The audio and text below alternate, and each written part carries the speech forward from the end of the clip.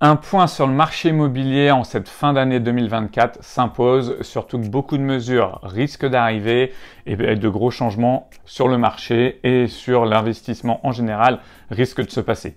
Donc je vais vous dire tout ça dans cette vidéo, mais pour ceux qui ne me connaissent pas, moi je suis Sébastien Ruchat, je suis conseiller immobilier, formateur pour les conseillers immobiliers et aussi formateur pour vous, investisseurs, clients, qui a envie de savoir gérer son patrimoine, de savoir comment préparer une retraite. N'hésitez pas à me contacter. Ça serait avec un grand plaisir que je vous proposerai les formations que je fais avec 3 autres associés. Donc pour ça, vous pouvez aller directement sur mon compte Instagram que vous avez en description et ça sera facile de m'envoyer un message direct. Donc maintenant, parlons du marché immobilier en ce moment. Qu'est-ce qui se passe sur Rennes et les alentours?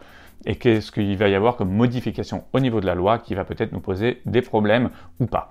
En tout cas, le marché, moi, je trouve qu'il est toujours stagnant. On a des taux bancaires qui continuent à baisser. Donc ça, c'est plutôt intéressant. On a une moyenne de 3,20 sur 20 ans, 3,30, 3,40 sur 25 ans selon les dossiers.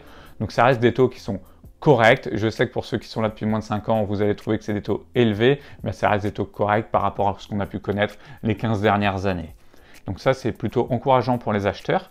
Maintenant, attention, il y a quand même toujours une pénurie de biens sur le marché. Les prix ont baissé un petit peu, mais pas énormément. Donc il faut quand même être à l'affût, il n'y a pas beaucoup de choses. Et surtout, il y a des annonces qui sont faites par le gouvernement qui peuvent changer la donne.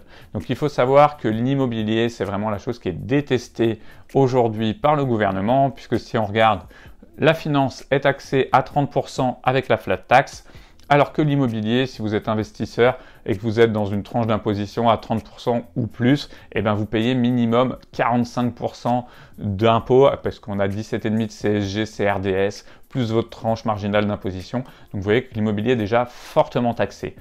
À ça, il y a bien sûr la taxe foncière, mais qui ne va pas être normalement augmentée ou pas fortement augmentée puisque ça serait bien trop une mesure qui ne serait vraiment pas populaire.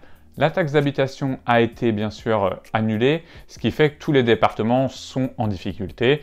Et donc, plutôt que de baisser les charges qu'il peut y avoir en termes de coûts au niveau des départements, ils ont décidé de trouver un autre endroit pour avoir de l'argent pour essayer de combler tout ça. Et cet endroit, c'est tout simplement dans les droits d'enregistrement, appelés communément frais de notaire. Alors j'aime bien rappeler que c'est des droits d'enregistrement, c'est-à-dire que ce n'est pas le notaire qui touche la somme que vous payez. Le notaire prend une commission qui est pour son travail de rédaction d'actes et de vérification de papier, mais sinon ce n'est qu'un collecteur d'impôts. C'est-à-dire qu'il va récupérer tous ces droits d'enregistrement et payer les différents endroits. Donc il y a le département, il y a la commune, il y a l'État, il y a énormément de choses. Et là, on parle d'augmenter de 0,5% la partie au département.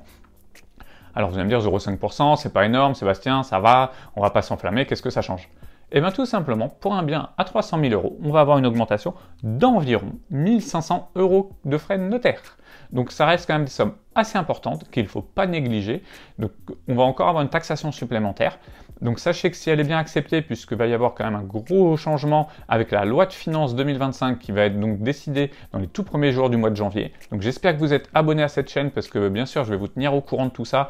Je vous ai dit on va parler de plus en plus de finances, de tout ce qui se passe autour.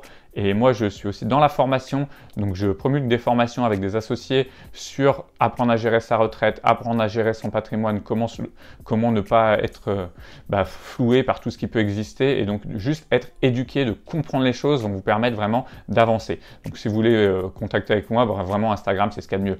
Mais tout ça pour vous dire qu'avec tous ces changements qu'on risque d'avoir, peut-être la suppression du LMNP, je vous ai déjà fait une vidéo là-dessus, l'augmentation des droits de notaire, va y avoir vraiment beaucoup de choses qui se passent au niveau de l'immobilier. Il faut vraiment suivre tout ça. Alors il faut savoir que si c'est accepté, normalement on devrait avoir cette augmentation qu'à partir du 1er juin, puisqu'au niveau des départements, il y a des choses qui sont votées du 31 mai au 1er juin. Donc voilà, on va avoir des petits changements comme ça, mais sachez qu'il vous reste donc 7 mois pour investir sans cette hausse, si jamais elle est bien acceptée, mais il y a de grandes chances qu'elle le soit.